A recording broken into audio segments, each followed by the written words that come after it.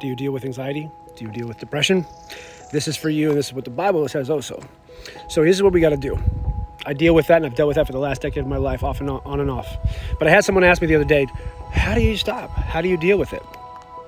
And what I said was, look, throughout the day, I will become in the present moment, and I will take about good 10 deep breaths from the bottom of your stomach through the diaphragm and up to the chest. And then you take good 10 breaths and you hold it up top. And at the end, the last 10, you just hold it as long as you can when you exhale. And see what that does is it brings us into the present moment, because nothing ever happens to us in the future. And if we live in the future, a lot of times that's where anxiety comes from. And if we live in the past, a lot of depression comes from the past. Because what you've done in the past, there's nothing you can do to change it other than apologize or to make good the people that you've hurt. But it's called moving forward, because if you look at the rearview mirror, you're going to crash. So it's looking forward. But also, too, I want to encourage you guys to become present in this today, right now. Just deal with what today brings you, because we often, like I said, we live in the future and we're worried. And a lot of times those things never even happen. And it's clear in the Bible. It says, give it to God, and then it's the next best step. Because, see, God's not going to do the reps. God's not going to make you look at your life, but it's by being present in that moment and going, hey, what am I thinking?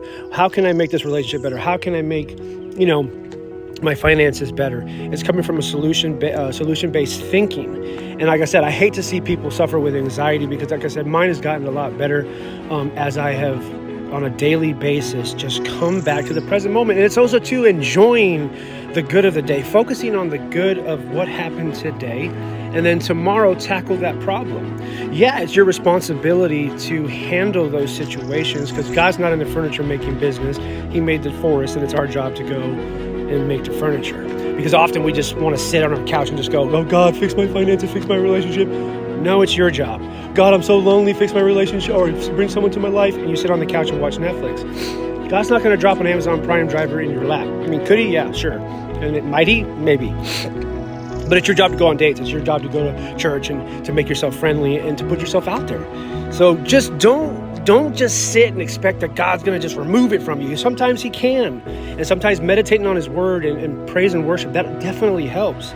But I just wanted to give you that tip to just take 10 big, deep breaths and to become in the present moment, because a lot of times that's how I can defeat that urge of anxiety or overthinking. Tomorrow, tackle tomorrow's problem. Today, just worry about today. One day at a time, one step at a time. And if you deal with depression or anxiety, please put your name down there. I want to pray for you. God is a big God, but I also want to encourage you. You got this. Live in today, not tomorrow or any other day. Live today. I love you.